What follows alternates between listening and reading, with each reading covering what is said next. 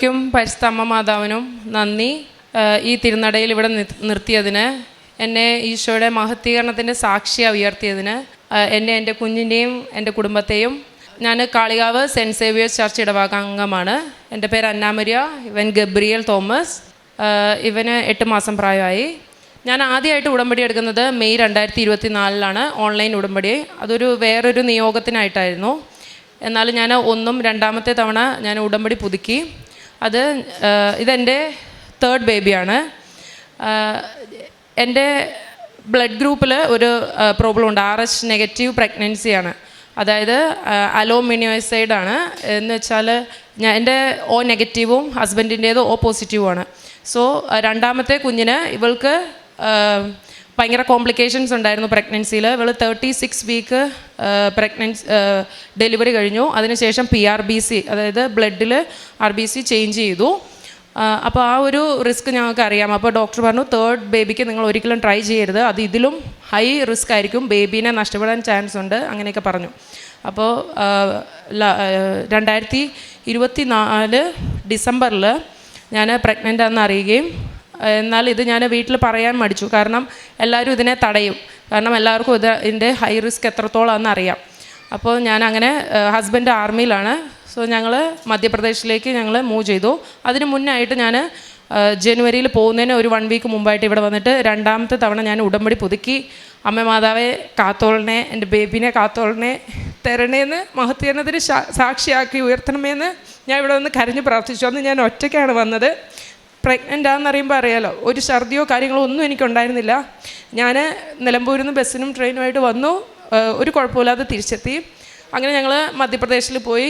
3rd മന്തായപ്പം അതുവരെ ഞങ്ങൾ ഡോക്ടേഴ്സിനെ ഒന്നും കാണിച്ചില്ല. കാരണം ഡോക്ടേഴ്സ് അത് ഹൈ റിസ്ക്കാണ്, അബോർഷന് പറയും. സോ ഞങ്ങൾ 3ാമത്തെ മാസമായപ്പോൾ പേടിച്ച് അവിടെ മിലിറ്ററി ഹോസ്പിറ്റലിൽ പോയി. അപ്പോൾ ഡോക്ടർ പറയുന്നത് ഹൈ റിസ്ക് പ്രഗ്നൻസിയാണ്. ഇവളുടെ ആ ഒരു റേഷ്യോ, RH നെഗറ്റീവിൻ്റെ ആ ഒരു റേഷ്യോ 1:512 ആണ്. ഇറ്റ് ഈസ് ഇമ്പോസിബിൾ, നിങ്ങൾ എന്തായാലും അബോർഷൻ ചെയ്യണം. ഇവിടെ അല്ലെങ്കിൽ ജബൽപൂർ, മധ്യപ്രദേശ് ഒരു മെഡിക്കൽ ഹോസ്പിറ്റലുണ്ട്, അങ്ങോട്ടേക്ക് റെഫർ ചെയ്തു. അങ്ങനെ ഞങ്ങൾ അവിടെ ചെന്നപ്പോഴത്തേനും ഡോക്ടേഴ്സ് കൗൺസിൽ ചെയ്തു. എന്നിട്ട് ഒരു PG സ്റ്റുഡൻറ്റ് പറഞ്ഞു ഇത് എന്തായാലും അബോർഷൻ ചെയ്യണം, അന്നാ തിങ്ക് വൈസ്ലി എന്ന് പറഞ്ഞു. അപ്പോൾ എനിക്ക് എൻ്റെ മനസ്സിലേക്ക് വന്നത്, നമ്മുടെ ഉടമ്പടി പ്രാർത്ഥനയിൽ എപ്പോഴും ആരാധനയിൽ പ്രാർത്ഥിക്കുന്ന ബുദ്ധിക്ക് അതീതമായി നിത്യ അത്ഭുതം കർത്താവ് ചെയ്യും, അങ്ങനെ ഒരു പാട്ടുണ്ട്. ബുദ്ധിക്കതീതമായി നിത്യ സമാധാനം എൻ്റെ ദൈവം എനിക്ക് നൽകൂ എന്നുള്ളത്. അത് ഞാൻ സ്ഥിരമായിട്ട് യൂട്യൂബിൽ കേട്ട് ആ പാട്ട് കേട്ട് പ്രാർത്ഥിക്കാതെ, അത് കേൾക്കുന്നവരും എനിക്ക് ഭയങ്കര ബൂസ്റ്റ് പവർ കയറുന്ന പോലെയാണ്. അതേപോലെ അച്ഛൻ്റെ ഉടമ്പടി ധ്യാനം കേൾക്കുമ്പോൾ ദൈവം മഹത്വീകരണത്തിനായിട്ട് ദുരന്തങ്ങൾ നമ്മുടെ ജീവിതത്തിൽ ഉണ്ടാക്കുന്നത്. അങ്ങനെ ദുരന്തം ഉണ്ടാകാൻ പോകുന്നു, പ്രാർത്ഥിക്കുന്നു എന്ന് പറയുമ്പോൾ ഞാൻ വിചാരിക്കും എന്തു ദുരന്തം നമ്മുടെ ജീവിതത്തിൽ ഉണ്ടാകുന്നതെന്ന് ഞാൻ വിചാരിക്കും.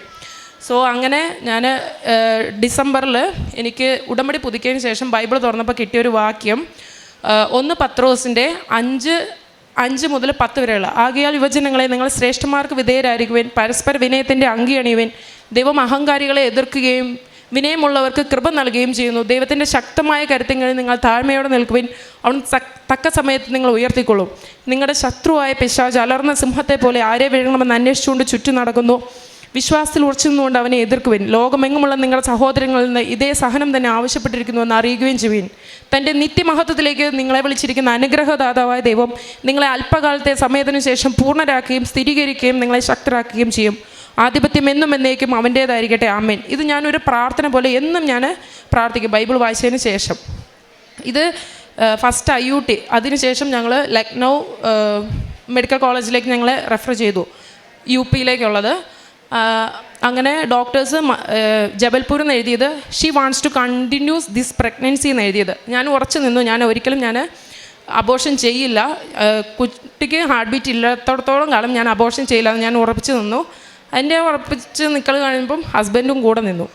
അതിൻ്റെ കൂടെ തന്നെ ഞാൻ UK ലൈസൻസിന് വേണ്ടി വിദേശത്തേക്ക് പോകാമെന്നുള്ളത് എൻ്റെ നിയോഗമായിരുന്നു ഉടമ്പടിയിൽ, ഫസ്റ്റ് ഉടമ്പടിയിൽ.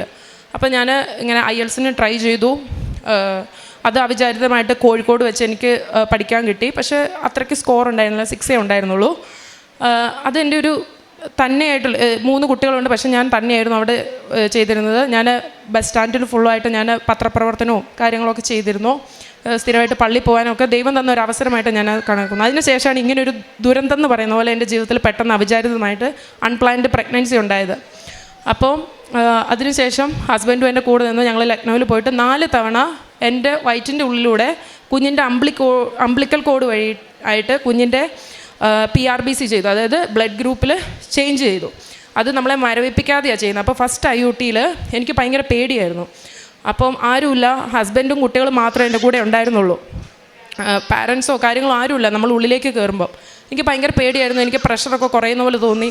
24 hours ഫുഡോ കാര്യങ്ങളോ ഒന്നും കഴിക്കാതെയായിരുന്നു ആ ഒരു IUT ചെയ്യേണ്ടത്.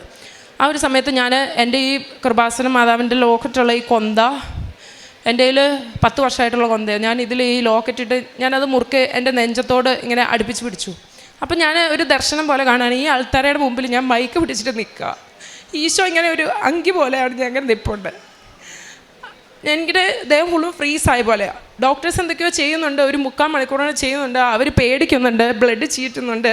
കാരണം ഇത് ബാക്കിയുള്ള അസിസ്റ്റൻസും എല്ലാം കൂടെയാണ് ചെയ്യുന്നത്. അപ്പം ഞാൻ പറയുന്നുണ്ട്, ഈശോയെ നീ ചെയ്യണം, ഈ സമയത്ത് നീ ചെയ്യണം, നീ വരണം, നീ ചെയ്യണം, ഒരു പ്രശ്നവും എൻ്റെ കുഞ്ഞിനുണ്ടാവല്ലേ. ഞാൻ സ്ക്രീനിൽ കാണുന്നുണ്ട് കുഞ്ഞിൻ്റെ ദേഹത്തേക്ക് ബ്ലഡ് ചെയ്യുമ്പോൾ ഷവറിൽ ഇങ്ങനെ വെള്ളം ചീറ്റുമ്പോൾ നമ്മളിങ്ങനെ കുളിര് കോരുന്ന പോലെ കൊച്ച് കാണിക്കുന്നത്. അങ്ങനെ ഒരു ഷിവറിങ് ഉണ്ടായാൽ മതി, നീഡിൽ കൊച്ചിൻ്റെ ദേഹത്ത് തട്ടിയിട്ട് കൊച്ച് സ്പോട്ടിൽ വേണമെങ്കിൽ മരിക്കാം. അങ്ങനെയുള്ള ഹിസ്റ്ററി അവിടെ ഉണ്ടായിട്ടുണ്ട്. അപ്പോൾ എൻ്റെ ഹസ്ബൻഡിന് ചെറിയൊരു വിശ്വാസക്കുറവുണ്ട്. അപ്പോൾ ഹസ്ബൻഡ് പറഞ്ഞു മെഡിക്കൽ സയൻസ് ഇത്രയുണ്ട്, ഇതൊക്കെ സിമ്പിളാണ്, ഈ ഒരു ട്രീറ്റ്മെൻറ്റ് സിമ്പിളാണെന്ന് പറഞ്ഞു. പക്ഷെ അങ്ങനത്തെ ഒരു ഇവൻ ഉണ്ടായതിൻ്റെ പിറ്റേ ദിവസം അവിടുന്ന് ഒരു പേഷ്യൻറ്റിനെ ഞങ്ങളുടെ അടുത്തേക്ക് അയച്ചു, എങ്ങനെയാണ് ഇത് ചെയ്യുന്നത്. കാരണം ഇത് സക്സസ്ഫുള്ളായിട്ട് കൊച്ചുണ്ടായി, പക്ഷേ അവരുടെ ആ ഒരു കൊച്ച് മരിക്കുക ചെയ്തു. അപ്പോൾ ഇതിൻ്റെ റിസ്ക് അപ്പോഴാണ് എനിക്ക് മനസ്സിലായത്. എത്രയോ അത്ഭുത ദൈവം എൻ്റെ ജീവിതത്തിൽ ചെയ്തിരിക്കുന്നതെന്ന് പറഞ്ഞാൽ ഞാൻ കുറേ കരഞ്ഞു. ഈ കൊച്ചിനെ ദൈവം രക്ഷപ്പെടുത്തിയത്. പലതവണയായിട്ട് ഇവൻ്റെ HB 5, 10 ഒക്കെ ആയി. അപ്പോഴൊക്കെ എന്താ പ്രശ്നം എന്ന് വെച്ചാൽ കൊച്ചിൻ്റെ ബ്രെയിനിൽ പ്രശ്നങ്ങൾ സംഭവിക്കും, കൊച്ചിന് അബ്നോർമാലിറ്റീസ് സംഭവിക്കാം, കൊച്ചിന് സ്പോട്ടിൽ ഡെത്ത് ആവാം, കാരണം കൊച്ചിൻ്റെ ബ്ലഡ് മാറ്റുമ്പോൾ. പക്ഷേ 4 തവണ ചെയ്തിട്ടും കൊച്ചിന് ഒരു പ്രശ്നം ഉണ്ടാവാതെ 8/8/2025 3 kg വെയ്റ്റും അതേപോലെ 18 HBയും ആയിട്ട് O പോസിറ്റീവ് ബ്ലഡ് ഗ്രൂപ്പായിരുന്നു ആദ്യമേ അവൻ്റെ ചെക്ക് ചെയ്തപ്പോൾ. ഈ അംബ്ലിക്കൽ കോഡിൽ നിന്ന് ബ്ലഡ് ചെക്ക് നോക്കുമ്പോൾ കൊച്ചിൻ്റെ ബ്ലഡ് ഗ്രൂപ്പ് O പോസിറ്റീവ് ആയിരുന്നു. പക്ഷേ കൊച്ചുണ്ടായി കഴിഞ്ഞിട്ട് ബ്ലഡ് ചെക്ക് ചെയ്തപ്പോൾ കൊച്ചിൻ്റെ O ബ്ലഡ് ഗ്രൂപ്പാണ്. അപ്പോൾ ഡോക്ടർ ചോദിച്ചു ഇതെങ്ങനെയാണ് സംഭവിച്ചതെന്ന് ചോദിച്ചു. എന്നിട്ട് ഒരു ഡോക്ടർ പീഡിയാട്രീഷ്യൻ വന്നിട്ട് പറഞ്ഞു, നിങ്ങൾ എന്നും ചർച്ചിൽ പോകുന്നവരല്ലേ, അങ്ങനെ വല്ലതും സംഭവിച്ചതെന്ന് പറഞ്ഞു. അങ്ങനെ ആരും ഇത്രയും പ്രതീക്ഷിച്ചില്ല. കാരണം അവിടെ ഉണ്ടാകുന്ന പിള്ളേരൊക്കെ below 2 അങ്ങനെയായിട്ട് NICയിലേക്ക്, ഇവൻ ഉണ്ടായിക്കഴിഞ്ഞാൽ ആരെയും കാണിച്ചില്ല, NICയിലേക്ക് കൊണ്ടുപോയി 24 hours ചെയ്തു. അവന് ഒരു കുഴപ്പമുണ്ടായില്ല. ആകെ ജോണ്ടീസാണ് കുറച്ച് ദിവസം ഉണ്ടായിരുന്നത്. 10 ദിവസം കഴിഞ്ഞിട്ട് ഹോസ്പിറ്റലിൽ നിന്ന് അവനെ വിട്ടു. ഇങ്ങനെ അബോർഷൻ ചെയ്യാൻ പറഞ്ഞിട്ട് ദൈവത്തിൻ്റെ കൂടെ ഉറച്ചു നിന്ന്, ഉടമ്പടിയിൽ ഉറച്ചു നിന്ന്, അതേപോലെ എന്നും ഞാൻ അവിടെ പോകുമ്പോഴും ഉടമ്പടി ഉപ്പ് ആ ഒരു സ്കാനിങ് മെഷീനിൽ ഇടുമായിരുന്നു. ഞാൻ കഴിക്കുമായിരുന്നു. ഡോക്ടറിൻ്റെ ഉള്ളിലേക്ക് കയറുമ്പോഴത്തേനും ഞാൻ കഴിക്കുമായിരുന്നു. ഉടമ്പടി തൈലം ഞാൻ വയറ്റിൽ കുരിശ് വരച്ച് വിശ്വാസ പ്രമാണം ചൊല്ലി ഞാൻ പ്രാർത്ഥിക്കുമായിരുന്നു. അതേപോലെ ഞാൻ ഈ ബൈബിൾ വചനം ഞാനിങ്ങനെ പറഞ്ഞുകൊണ്ടേയിരിക്കും. ഉത്കണ്ഠാകുലരാകേണ്ട, ധൈര്യം അവലംബിക്കുവാൻ, അവിടെ നിങ്ങളുടെ കാര്യത്തിൽ ശ്രദ്ധാലുവാണ്. ഞാനിങ്ങനെ പറഞ്ഞുകൊണ്ടേയിരിക്കും. കാരണം എൻ്റെ കൂടെ ആരുമില്ല, ഈശോ മാത്രമേ ഉള്ളൂ. അങ്ങനെ 4 IUTയും ചെയ്ത് കുഞ്ഞിനെ നല്ല ഹെൽത്തി ആയിട്ട് കുഞ്ഞിനെ ലഭിച്ചു. ഈശോയ്ക്കും അമ്മ മാതാവിനും 1000 നന്ദി. എൻ്റെ ഉടമ്പടി പ്രവർത്തനങ്ങൾ എന്ന് പറഞ്ഞാൽ പത്രം ഞാനിവിടുന്ന് 2ാമത്തെ തവണ പുതുക്കി. ഞാനൊരു 3 കെട്ട് ഹിന്ദി പത്രം കൊണ്ടുപോയിട്ട് ജബൽപൂർ അവിടെ പള്ളികളിൽ അങ്ങനെ നമുക്ക് പുറത്തിറങ്ങി അങ്ങനെ കൊടുക്കാൻ എല്ലാവർക്കും അറിയാം. കുറച്ച് റെസ്ട്രിക്ഷനും പ്രശ്നങ്ങളാണ്. ഞങ്ങൾ പള്ളികളിലും അറിയാവുന്നവർക്കും ഒക്കെ ആയിട്ട് ഹിന്ദി പത്രം വിതരണം ചെയ്തു. അതേപോലെ മലയാളവും കൊണ്ടുവരുന്നു. ഞാൻ കോഴിക്കോട് പഠിച്ചുകൊണ്ടിരുന്നപ്പം കോഴിക്കോട് ബസ് സ്റ്റാൻഡിൽ ഓട്ടോക്കാർക്കും അങ്ങനെയൊക്കെ കൊടുത്ത് ഫുഡ് വേണ്ടവർക്ക് ഞാൻ എന്താണോ ഹോട്ടലിൽ കയറി കഴിക്കുന്നത് അതേ ഫുഡ് തന്നെ ഞാൻ ആർക്കെങ്കിലും മേടിച്ച് കൊടുക്കും. വെള്ളമാണ് ചോദിക്കുന്നെങ്കിൽ വെള്ളം കൊടുക്കും. എന്നും പള്ളിയിൽ പോകാൻ ഞാൻ പള്ളിയിൽ പോകുമായിരുന്നു. അതേപോലെ പറ്റാവുന്ന ദിവസങ്ങളിൽ ഞാൻ പള്ളിയിൽ പോകും.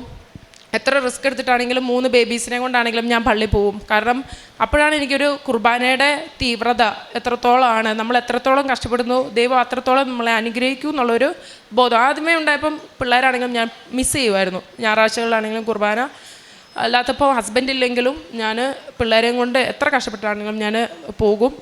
ഇതൊക്കെയാണ് എൻ്റെ പ്രേക്ഷിത പ്രവർത്തനം. എന്നാൽ കഴിയാവുന്ന പ്രേക്ഷിത പ്രവർത്തനം. ആരെങ്കിലും എന്തെങ്കിലും സഹായം ചോദിച്ചാൽ ഞാൻ ഒരിക്കലും നോ പറയാറില്ല. എന്തെങ്കിലും എന്നെക്കൊണ്ട് ചെറിയ ചെറിയ പ്രവർത്തികളാണെങ്കിലും, പ്രഗ്നൻ്റ് ആയിരുന്നപ്പോഴാണെങ്കിലും ചെറിയ ചെറിയ പ്രവർത്തികളാണെങ്കിലും ഞാൻ ചെയ്യുമായിരുന്നു. ഇതൊക്കെയാണ് എൻ്റെ പ്രവർത്തനങ്ങൾ. എല്ലാത്തിനും അനുഗ്രഹിച്ച ദൈവത്തിൻ്റെ മഹത്വത്തിന് സാക്ഷിയാക്കിയ പരിശുദ്ധ അമ്മയ്ക്കും തിരുക്കുമാരനും കോടാനുകൂടി നന്ദി. യെശയ്യാ 43:2-3 തിരുവചനങ്ങൾ. സമുദ്രത്തിലൂടെ കടന്നു പോകുമ്പോൾ ഞാൻ നിന്നോട് കൂടെ ഉണ്ടായിരിക്കും. നദികൾ കടക്കുമ്പോൾ അത് നിന്നെ മുക്കിക്കളയുകയില്ല. അഗ്നിയിലൂടെ നടന്നാലും നിനക്ക് പൊള്ളൽ ഏൽക്കുകയില്ല. ജ്വാല നിന്നെ ദഹിപ്പിക്കുകയുമില്ല. ഞാൻ നിൻ്റെ ദൈവമായ കർത്താവും രക്ഷകനും ഇസ്രായേലിൻ്റെ പരിശുദ്ധനുമാണ്. അന്ന മരിയ എന്ന ഈ സഹോദരി തൻ്റെ അൺഎക്സ്പെക്റ്റഡ് പ്രഗ്നൻസിയിൽ വളരെ റിസ്ക് ഉണ്ടായിരുന്ന മൂന്നാമത്തെ കുഞ്ഞിനെ അമ്മമാതാവിൻ്റെ ഉടമ്പടി നേർച്ചവസ്തുക്കളുടെ ഉപയോഗത്തിലൂടെ ഡോക്ടർമാർ ആവർത്തിച്ച് അബോർഷൻ ചെയ്യണമെന്ന് പറഞ്ഞിട്ട് കൂടിയും അതിന് സമ്മതിക്കാതെ, ഇത് ഉടമ്പടി പ്രകാരം അമ്മ എൻ്റെ ഉദരത്തിൽ ഉരുവാക്കിയതെങ്കിൽ അമ്മയും തിരുക്കുമാരനും ദൈവനാമ മഹത്വത്തിനു വേണ്ടി പൂർണ്ണ ആരോഗ്യത്തോടെ നൽകും എന്ന ഒറ്റ പ്രത്യാശയിൽ ആ കുഞ്ഞിനെ ഉദരത്തിൽ വളർത്തുകയും ലോകത്തിലേക്ക് പ്രദാനം ചെയ്യുകയും ചെയ്തതിൻ്റെ സന്തോഷമുള്ള സാക്ഷ്യമാണ് നമ്മോട് പങ്കുവച്ചത്. ദൈവത്തിൻ്റെ ശക്തി പകരം വയ്ക്കാനില്ലാത്തതാണ്.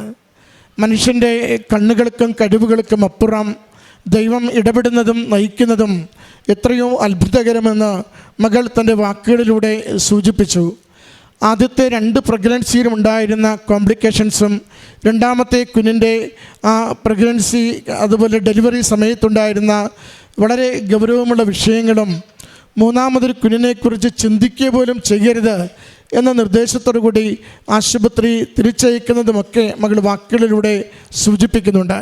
പ്രിയമുള്ളവരെ, ഉടമ്പടി ആപത്തിൽ രക്ഷയാവുന്ന ദൈവിക പദ്ധതിയാണ്. മരിയൻ ഉടമ്പടി ദുരന്തമുഖത്ത് നമ്മൾ ദൈവത്തെ കണ്ടുമുട്ടുന്ന വലിയ അനുഗ്രഹത്തിൻ്റെ ദൈവിക പദ്ധതിയാണ്. അത് തന്നെയാണ് മകൾ ഈ എൽത്താരയിൽ ഓരോ വാക്കുകളിലൂടെയും തിരുവചനത്തിലൂടെയും നമ്മോട് പങ്കുവച്ചതും. ഡോക്ടർമാരും ചികിത്സിക്കുന്ന രീതികളും ഒക്കെ ഈ കുഞ്ഞിനെ മുന്നോട്ട് കൊണ്ടുപോകരുതെന്ന് പറയും തോറും ഇതിനെ പൂർണ്ണമായും ഹാർട്ട് ബീറ്റ് നിലയ്ക്കുന്നതുവരെ ഞാൻ മുന്നോട്ട് കൊണ്ടുപോകുമെന്ന് പറയുവാനുള്ള ഒരു ധൈര്യം, ദൈവനാമത്തെ മഹത്വപ്പെടുത്തുവാനുള്ള ഒരു നിലപാട് ജീവിതത്തിലെടുത്തതിന് ദൈവം കൊടുത്ത വലിയ അനുഗ്രഹത്തെയാണ് ഈ വാക്കുകളിലൂടെ സാക്ഷ്യപ്പെടുത്തുന്നത്. നമ്മുടെ അനുദിന ജീവിതത്തിൽ ഒരു റിസ്ക്കുള്ള വിഷയം വരുമ്പോൾ ഒരുപക്ഷെ നമുക്ക് ഒരു ആപത്കരമായ സാഹസികമായ എന്തെങ്കിലുമൊക്കെ പ്രശ്നങ്ങൾ നമ്മളെ ബാധിക്കുമെന്ന് തോന്നുന്ന ആ ജീവിത വിഷയങ്ങളിൽ നമ്മളെടുക്കുന്ന നിലപാടുകൾ എന്താണ്? നമ്മൾ രക്ഷപ്പെടുവാൻ വേണ്ടി കള്ളത്തരങ്ങൾ കാണിക്കുന്നവരാണോ? കൗശലത്തിലൂടെ നമ്മുടെ ജീവിതത്തെ ഒന്ന് നിസ്സാരവൽക്കരിക്കുന്നവരാണോ?